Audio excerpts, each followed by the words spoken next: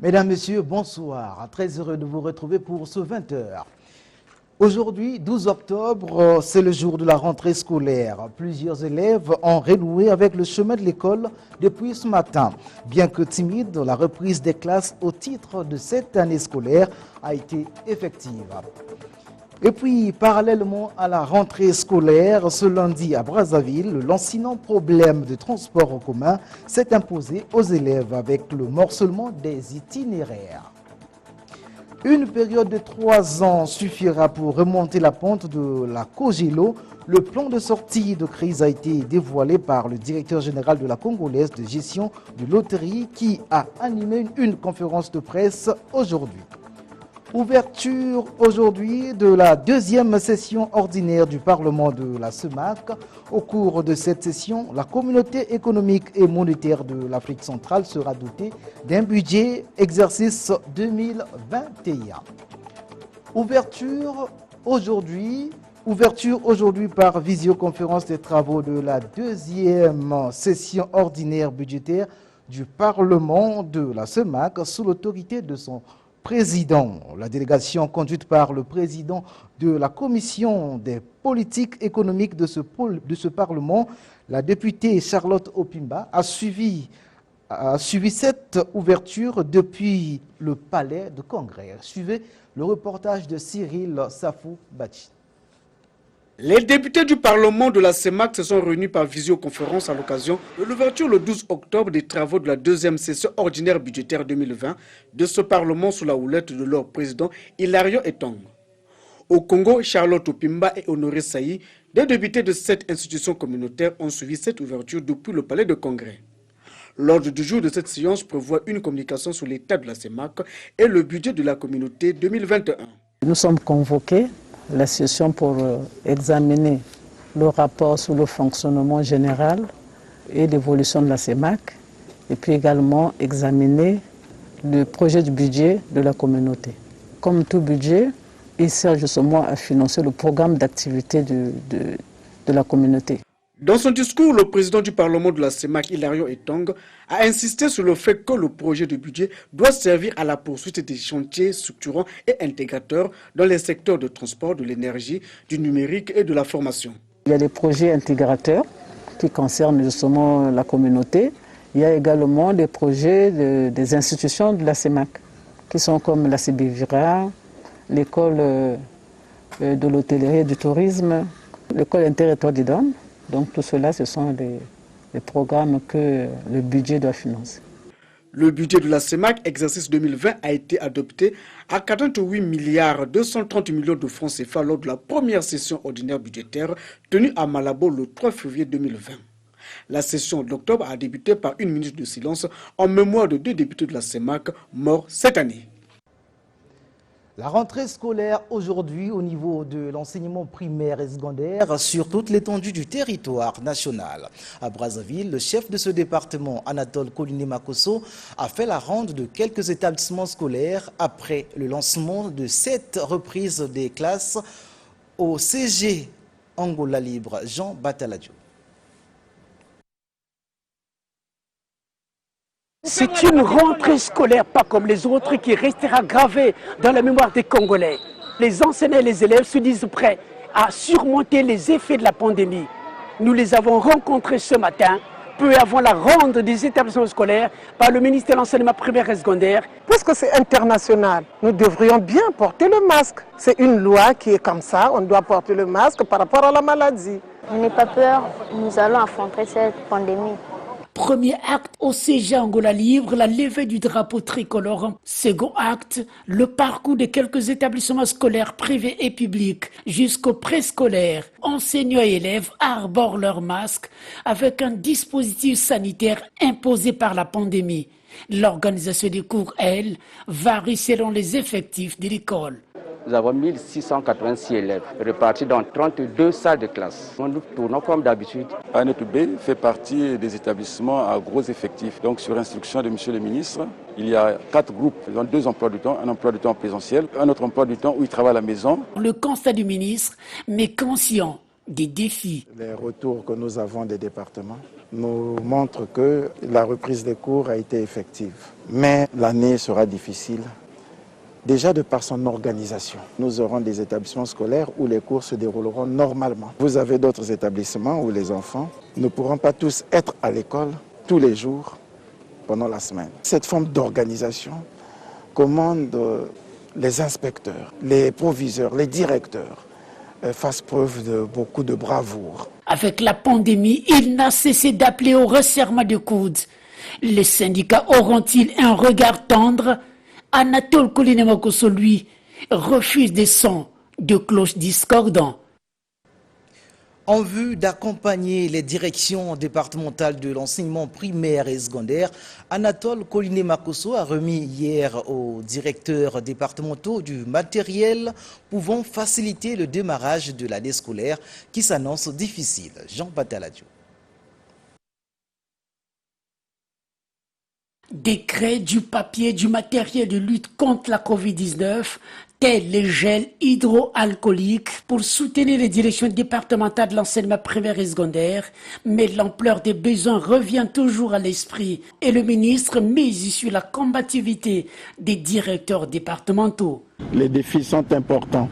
Je vous reconnais grand combattant. Je voudrais simplement vous exhorter à plus d'ardeur, à plus de courage pour que vous puissiez tenir les troupes et que l'année scolaire 2020-2021, qui s'annonce être comme une année de tous les dangers, soit gérée comme une année au même titre que les autres. Très satisfait, c'est ce qu'ont pu déclarer certains directeurs départementaux comme Patricia Nicole Poiti du Niari. Je suis très satisfaite. Il s'agit d'un matériel de première nécessité. Les enseignants qui étaient un peu sceptiques pour débuter cette année scolaire, je pense qu'ils vont être très satisfaits.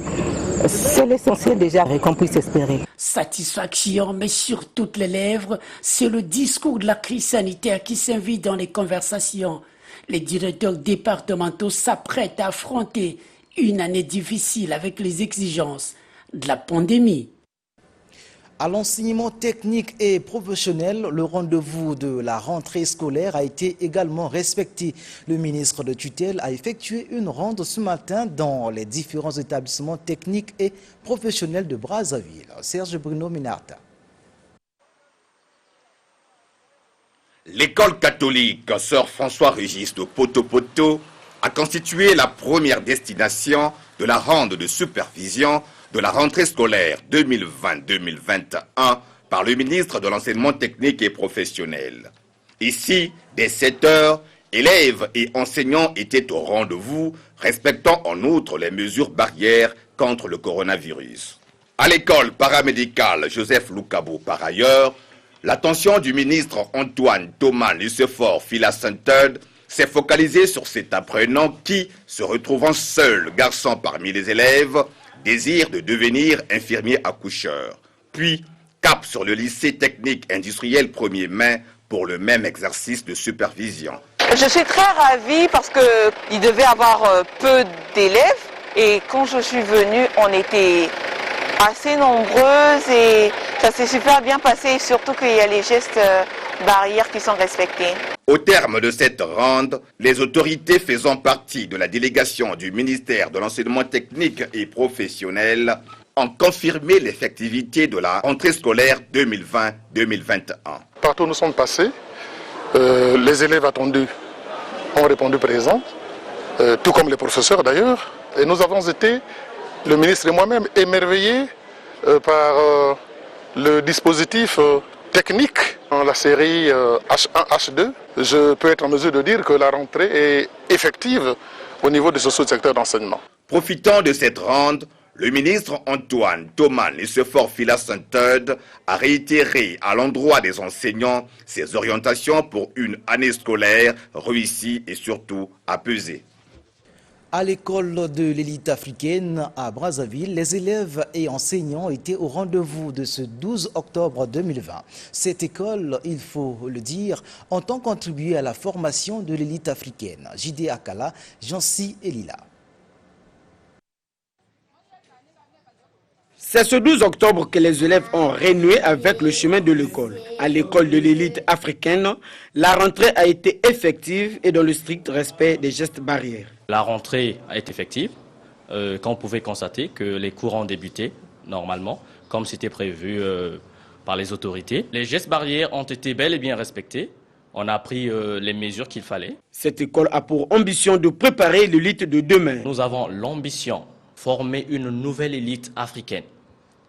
Parce que d'après notre devise, c'est celle de s'élever par l'effort, l'efficacité, puis la connaissance. L'école de l'élite africaine est à sa première année de création. En Kayi et à Madingou, le préfet de la Bouenza est allé constater 7 reprises des cours. Dans le même contexte, le député de Mosenjo dans le Niari, François Ndouna, a saisi l'occasion pour remettre officiellement l'école Makenge qu'il a réhabilitée. Le point avec Marie-Paul Nganga. Dans la Bouenza, le préfet du département, Jules Moukalatsoumou, est allé constater l'effectivité de la rentrée scolaire ce 12 octobre dans quelques établissements de Kayi. Le constat au CGA à Neto et au lycée de Kayi a fait état d'une volonté des élèves et enseignants à renouer avec le chemin de l'école après une longue période de repos. La rentrée scolaire 2020-2021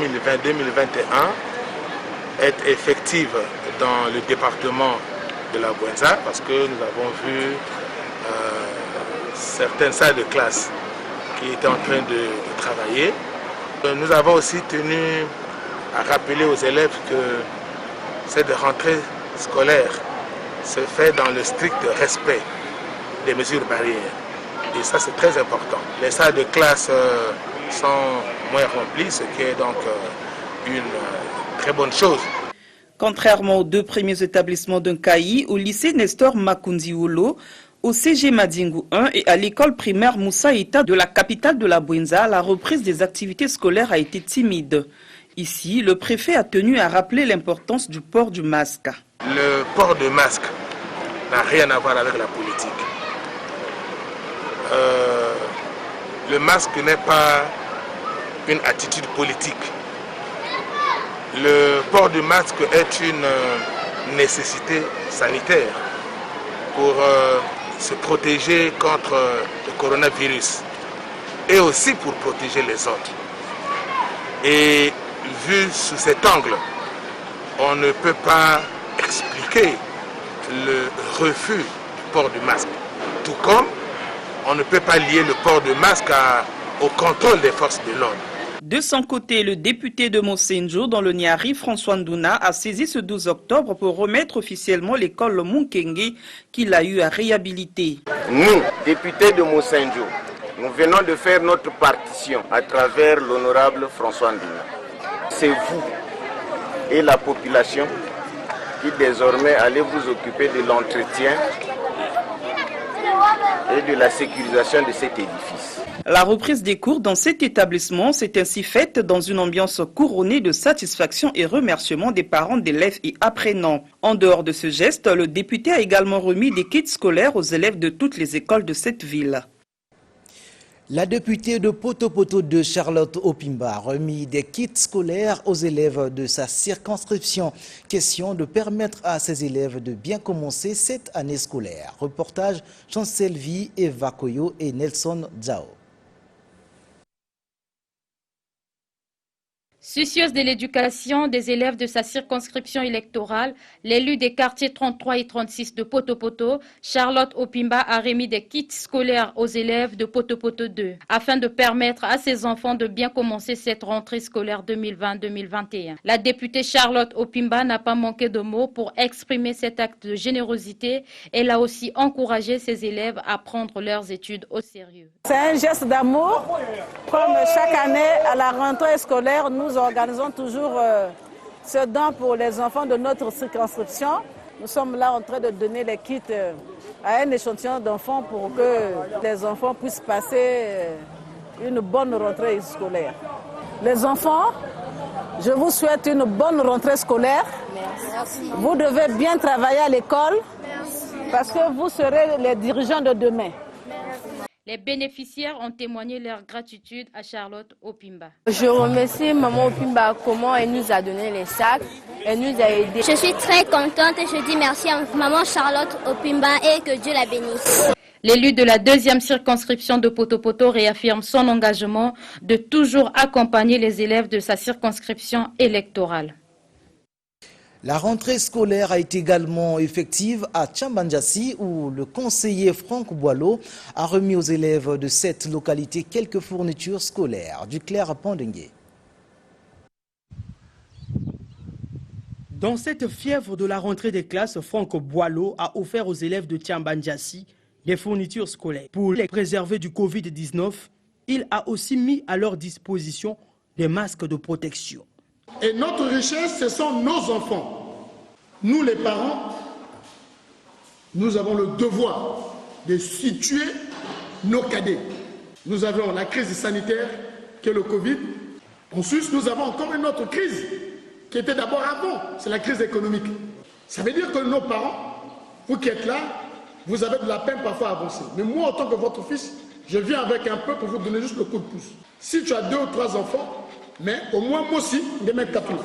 Nous remercions le conseiller Boileau pour ses gestes. Dans sa casquette d'élu local, Franck Boileau a restitué les conclusions de la 10e session ordinaire administrative du conseil municipal et départemental de Pointe-Noire, tenue en septembre dernier. Par la même occasion, il a fait le point de la campagne de restructuration des organes intermédiaires et de base du Club 2002 Pur, lancée en septembre dernier, dans le but d'accompagner les pouvoirs publics dans la réussite de cette rentrée scolaire et offrir aux élèves un cadre d'apprentissage sain. Les membres de la section PCT Loandili ont assaini l'école primaire Balou Constant. Nous avons trouvé opportun que c'est la rentrée scolaire et que nous ne pouvons pas laisser nos enfants commencer le cours dans la saleté et surtout que l'école a été arrêtée depuis mars jusqu'à maintenant et que dont ils vont répondre, ils doivent être dans un cadre propice, propre. Voilà pourquoi nous, militants du PCT, nous avons décidé de mettre la salubrité, la propriété ce matin dans cette école. Quel est l'impact du lancinant problème de transport en commun sur la rentrée scolaire 2020-2021? La question est posée ce soir alors que nos reporters sur le terrain ont constaté de nombreuses difficultés pour les élèves à accéder à certains établissements scolaires. Reportage de Héritier Banabélé.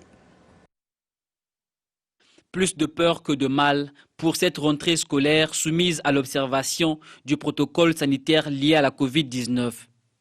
Les écoles publiques et privées ont relevé le défi malgré quelques difficultés de transport dues aux vieux problèmes d'embouteillage, du morcellement d'itinéraires empiré par la majoration des prix par certains transporteurs.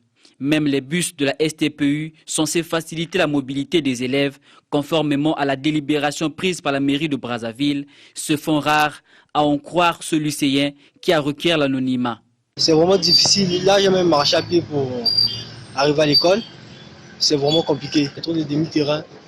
Et le transport et les moyens, il n'y a pas vraiment assez de moyens pour arriver à l'école à temps. Les mal à l'aise, bon, en fait, ce matin, je n'ai pas vu ça.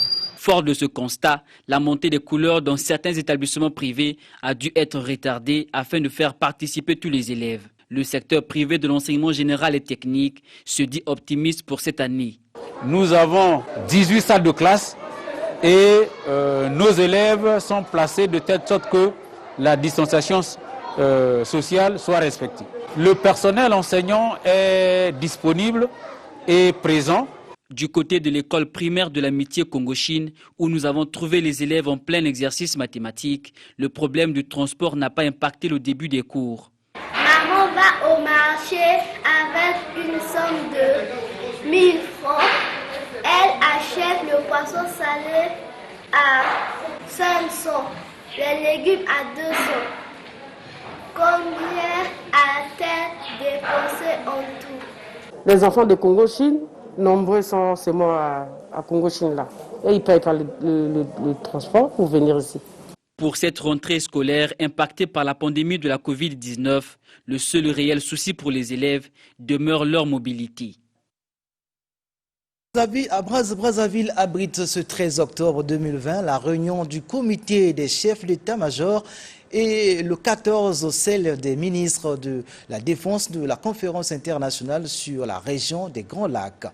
Ceci dans le cadre des préparatifs du 8e sommet des chefs d'État de la CIRGEL. Et c'est dans ce cadre que le ministre Charles-Richard Monjo a visité les installations aménagées pour la circonstance. Brice Abandono. Reçu par le directeur général des affaires stratégiques et de la coopération militaire, le ministre de la Défense nationale, accompagné de quelques membres du haut commandement des forces armées congolaises, a eu droit à la visite guidée des installations techniques érigées dans cette salle qui va abriter, par visioconférence, la réunion du comité des chefs d'état-major et des ministres de la Défense de la conférence internationale sur la région des Grands Lacs. Le coordonnateur national de la CIRGEL évoque le contexte de la tenue de ces réunions. Le président Denis Sassou Nguesso est président en exercice de la CIRGEL depuis le sommet de Kintélé tenu en octobre 2017. 3 ans après, il est plus qu'opportun qu'on tienne un autre sommet pour qu'ensemble, tous les dirigeants échangent sur les questions qui préoccupent la région. C'est donc pour préparer cet événement que des réunions vont avoir lieu. Il s'agit précisément du comité des chefs d'état-major, le comité des ministres de la Défense après-demain, le 14. Et après, c'est un calendrier qui sera défini. On aura les réunions du comité des experts financiers qui vont plancher sur le projet du budget du secrétariat 2020-2021. On aura ensuite la réunion des coordinateurs nationaux, puis celle du comité interministériel régional. Au nombre des réalisations à mettre à l'actif de la CIRGEL, il faut noter le règlement de la crise M23 dans la province du Nord Kivu en RDC, l'intervention de la MONUSCO avec un mandat offensif, mandat qui a permis de démanteler le M23. Demain, 13 octobre, sera célébrée la 25e journée internationale de la prévention des catastrophes. Prélude à cette célébration, le gouvernement a rendu public une déclaration lue par la ministre du Tourisme et de l'Environnement. Pour une lutte efficace, Arlette Soudan-Nono lance un appel à la responsabilité partagée. Chantal Moukoko. Les catastrophes naturelles endeuillent des milliers de personnes dans le monde, d'où la célébration de cette journée pour réduire ses impacts. Cette célébration marque le point culminant d'une prise de conscience de la communauté internationale sur les vulnérabilités croissantes engendrées par les phénomènes tels que les changements climatiques, mais aussi les activités humaines. Les catastrophes naturelles sont devenues à l'échelle mondiale une véritable calamité. Cette 25e édition est célébrée en République du Congo dans un contexte particulièrement préoccupant après les graves inondations que notre pays a connues en 2019 dans sa partie septentrionale et les prévisions météorologiques de cette fin d'année qui ne sont guère rassurantes. Le Congo n'est pas épargné de ces catastrophes naturelles. Pour y faire face, la ministre du Tourisme et de l'Environnement en appelle à la responsabilité de tous. Il en va certes de la responsabilité du gouvernement de la République, à qui le chef de l'État, son Excellence M. Denis Sassou Nguesso, a assigné le devoir de garantir la sécurité pour tous et surtout les plus vulnérables, mais il en va aussi de la responsabilité de chaque citoyen conscient. Car quand survient une épreuve collective, il n'est d'autre solution que de faire preuve de solidarité. La journée internationale pour la réduction des risques de catastrophes est célébrée depuis 25 ans, le 13 octobre de chaque année. Il s'est tenu à Paris, en France, la 10e édition des Assises nationales de la biodiversité. Cette édition, organisée par l'Office français de la biodiversité et par Ideal Eco et l'association des écomères, c'était un temps d'échange dédié aux acteurs de la biodiversité. Brice Aristide Benza. Le 10e anniversaire de ces assises nationales sur la biodiversité est, comme pour les célébrations antérieures, une occasion de dresser le bilan des actions menées en matière de préservation des écosystèmes. Seulement, la particularité pour cette année est la donne introduite par la pandémie de Covid-19, ce qui a imposé aux participants un exercice intellectuel consistant à établir un lien entre le mode de vie, le mode de production, le mode de consommation et les questions de santé. Une réflexion d'autant plus pertinente que d'un point de vue général, la vie devient artificielle, on perd le sens du naturel, excepté en Afrique. L'Afrique, pour nous, c'est une matrice de référence. Si on prenait les questions relatives à la santé, mais finalement, on s'aperçoit que l'Afrique a certainement conservé beaucoup plus que nous cette relation à la nature, et donc on a à apprendre de l'Afrique sur ces sujets. Pendant 3 jours, les assises sur la biodiversité ont replongé l'homme dans l'environnement naturel. Donc l'objectif, c'est vraiment d'aller voir sur site avec des personnes qui viennent d'autres départements, d'autres régions, et de pouvoir montrer des exemples d'actions qui sont menées en faveur de la biodiversité. Donc comment on protège la nature, avec quel type d'opérations, quel type de travaux, comment on met en place des partenariats, voilà, et puis pouvoir échanger avec des gens qui font la même chose sur d'autres territoires pour qu'on puisse croiser un petit peu nos regards sur la biodiversité. 5 Congolais ont participé à ces assises et ont vanté la richesse de leur pays en matière de biodiversité, ce qui n'a pas laissé insensibles les organisateurs. La richesse de la biodiversité que j'ai découvert chez vous au Congo mériterait qu'on puisse également faire des assises de la biodiversité, mais avec une ampleur mondiale, parce que la façon dont on traite l'environnement, dont on cultive, dont on a maintenu certaines traditions, dont on a préservé des espèces, ça mérite un regard attentif et beaucoup de respect. Un vœu qui sera sans doute exaucé. Rencontre samedi dernier entre les membres du comité technique de riposte de la pandémie de Covid-19 et les directeurs départementaux des soins et services de santé sur l'état de la riposte à cette pandémie. Les précisions de cette réunion avec Sylvie Karine Gauteni. Cette réunion virtuelle qui intervient 8 mois après la déclaration du coronavirus au Congo a permis aux directeurs départementaux des soins et services de santé DDSA en sigle d'aborder les aspects sur la fonctionnalité des cellules présidées par les préfets ou leurs représentants depuis le début de la riposte, les indicateurs clés de la riposte en conformité avec la liste exigée par le MES et la mise en œuvre de l'approche de décentralisation de la riposte dans les départements. Aux acteurs des cellules départementales, la ministre de la Santé, Jacqueline Lydia Mikolo, présidente du comité technique de riposte, a donné des orientations. Entre autres, consolider la surveillance épidémiologique jusqu'au niveau communautaire, poursuivre le suivi de contacts en améliorant le travail des équipes d'intervention rapide et améliorer le nombre de prélèvements à transférer dans la biodiversité dans les laboratoires retenus. Juste après cette réunion, la ministre Jacqueline Lydia Mikolo a reçu un ingénieur congolais inventeur d'un tunnel de désinfection pour se prévenir contre la Covid-19. C'est un tunnel automatique qui est intégré avec les systèmes et les capteurs. Donc ça vous prélève la température, ça vous désinfecte avec une solution hypochlorite de sodium qui est du chlore et ça vous nettoie les mains en même temps. Et puis il y a un système de séchage de mains. Donc vous n'avez pas à prendre du papier hygiénique. Donc tout est intégré dans le tunnel. Une initiative louée par la ministre. Ce que j'ai aimé, c'est qu'on voit bien que c'est un dispositif qui peut être adapté. Et ça, c'est très bien.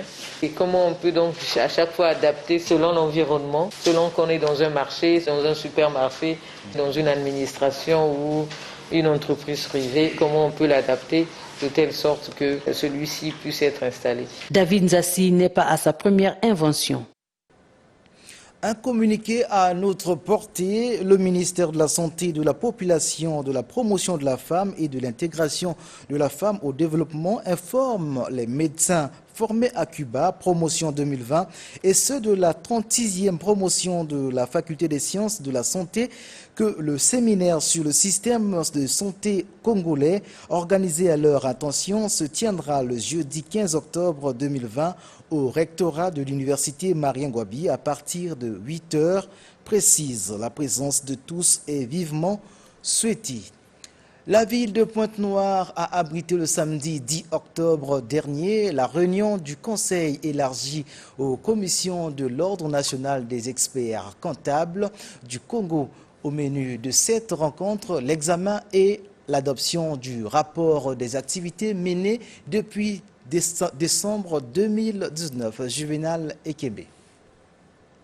Au cours de cette réunion de Pointe-Noire, les membres du bureau exécutif de l'Ordre national des experts comptables du Congo, élargi à ceux des commissions, ont examiné et adopté le rapport d'activité mené depuis la création de cette organisation en décembre 2019.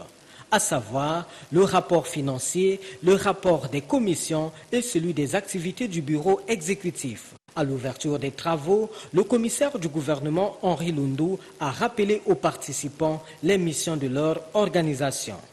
Votre conseil a la lourde mission de veiller au respect des principes et des règles déontologiques applicables à la profession d'expert comptable. Votre dynamisme et votre professionnalisme contribueront donc à rassurer le gouvernement qui vous accompagnera tant que votre organisation restera conforme aux lois et règlements qui la régissent. Après 8 heures de travaux, les participants ont adopté un communiqué final dans lequel ils rappellent à l'ordre tous ceux qui exercent illégalement la profession d'expert comptable au Congo. Exerce illégalement la profession comptable libérale. Toute personne qui pratique la profession en infraction aux dispositions de la présente loi, sans être inscrit au tableau de l'ONEC Congo. Tout contrevenant s'expose à des fermetures forcées par mandatement d'huissier ou voire des poursuites judiciaires. Aux experts comptables n'exerçant pas la fonction de comptable libéral, le Conseil leur invite à se conformer aux dispositions légales. À ceux qui ont des agréments de la Cour d'appel, il leur est demandé au préalable de s'inscrire à l'ordre des experts comptables avant d'exercer leurs fonctions. Eugène Rufin Bouya, directeur général du guichet unique des opérations transfrontalières, s'est entretenu par visioconférence avec les directeurs généraux du commerce extérieur et intérieur. Au centre des échanges, la fin des travaux de développement des modules marquants du système électronique du GIOT. Commentaire Ben Opena. La simplification des procédures et la facilitation des formalités administratives, commerciales et douanières, voilà ce à quoi s'attelle le guichet unique des opérations transfrontalières. Pour atteindre ce challenge, plusieurs initiatives ont été mises en branle. L'une d'elles touche à sa fin. Il s'agit des travaux de développement des modules manquants de ce système électronique du GIOT, objet de cette réunion par visioconférence avec les partenaires de cette administration. L'actuel système électronique gérer le mode maritime, donc des échanges par voie maritime. Et là, nous venons de finaliser les 3 autres modules qui sont le module aérien, routier et fluvial pour avoir un système intégré multimodal qui prend en compte tous les éléments des échanges en matière de commerce. Dématérialisés, les modules ainsi développés prendront en compte les procédures d'importation et exportation des marchandises par voie aérienne, fluviale et terrestre qui seront déployés sous peu. Ce mérite qui revient aux équipes informatiques du GIOT a été salué par les partenaires. Je réitère mes félicitations à toute l'équipe. Nous avons déjà là notre outil qui est presque au top. À compter du 1er novembre, on va exiger que tous les opérateurs en mode aérien ou fluvial routier, il n'y aura plus de DI manuel. Grâce à cette plateforme, le GIOT fait un bond en avant vers la célérité exigée dans les opérations de commerce extérieur. La dématérialisation est essentielle dans le cas de la célérité des échanges, parce qu'une fois le commerce est sans papier et reste essentiel pour une vraie traçabilité et une vraie simplification en termes de procédures. Cette action est un remède de cheval que le GIOT apporte à ses opérateurs économiques, notamment les sociétés forestières et minières qu'il avait tant attendu. Conférence de presse animée ce matin par le directeur général de la Congolaise de gestion de loterie, Cogelo en sigle. Guy Roger Moigny vient de dresser un tableau de cette société qui traverse une période difficile sur une grande partie de ses activités. Ainsi, le directeur général propose un plan de sortie allant d'une période de 3 ans. Diop Mbungu. Devant les chevaliers de la plume et du micro, Guy Roger Moigny, directeur général de la Congolaise de gestion de loterie Cogelo en sigle, a peint un tableau sombre de cette société qui aujourd'hui totalise 20 ans de son existence. Aujourd'hui, cette société anonyme de droit congolais traverse une situation difficile sur tous les plans de son activité. Cette situation est due à plusieurs erreurs de gestion commises dans le passé, notamment l'absence d'une vision claire du devenir de l'entreprise et du rôle que l'on devait lui faire jouer dans la société. L'inadéquation du processus de prise de décision par rapport au principe de rationalité de gestion. L'absence des outils managériaux capables de maintenir la cohésion et d'engendrer des performances organisationnelles optimum dans toutes les fonctions de gestion. L'accentuation de ces tendances préjudiciables pour l'existence même de l'entreprise a donc contraint le conseil d'administration à décider du remplacement de l'équipe dirigeante pour une nouvelle, dans l'espoir de lui administrer une thérapeutique de choc. La direction générale actuelle est résolue à redresser la situation de la Cogelo et d'assainir sa gestion et ses comptes. Afin d'y parvenir, il est primordial de définir le plan de sortie de crise, c'est-à-dire analyser de façon approfondie la situation de la Cogelo. C'est le diagnostic stratégique. Définir les stratégies à adopter qui va nous conduire à l'élaboration d'un plan de développement stratégique. Et enfin, mettre en place un plan d'action budgété et chronométré. Ces plans permettront de donner aux différentes parties prenantes de l'entreprise et ses cadres l'occasion de s'accorder sur le devenir de la Cogelo, sur la thérapie à lui appliquer pour restaurer sa vigueur. Le professeur Antoine Gakoso est à présent le premier professeur congolais titulaire en sciences économiques. C'est ce qui ressort des résultats de la 42e session des comités consultatifs interafricains du CAMES. Nelson Zhao. À l'issue de la cérémonie de congratulation des promus de la 41e session du comité consultatif interafricain du CAMES, tenue le 26 juillet 2019 à l'amphithéâtre Antoine Ndinga Oba de l'université Marien Ngouabi, sous le patronage du ministre de l'enseignement supérieur Bruno Jean-Richard Itoa, l'université Marien Ngouabi avait présenté 131 dossiers de candidature provenant de ses 11 établissements. Parmi ces candidatures, 7 professeurs titulaires avaient été inscrits aux différentes listes d'aptitudes du CAMES, dont le professeur Antoine Ngakoso.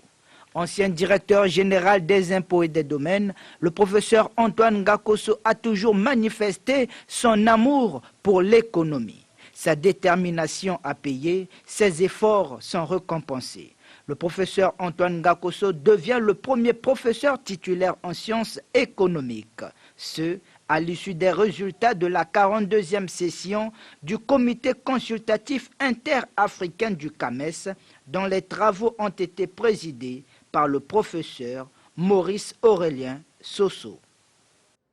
Ainsi prend fin ce journal. Merci d'avoir été avec nous. Et restez branchés car à 20h45, vous suivrez l'émission Le Monde des Finances. Thème abordé, la mise en production du système intégré de gestion des finances publiques. Merci et à demain, 20h.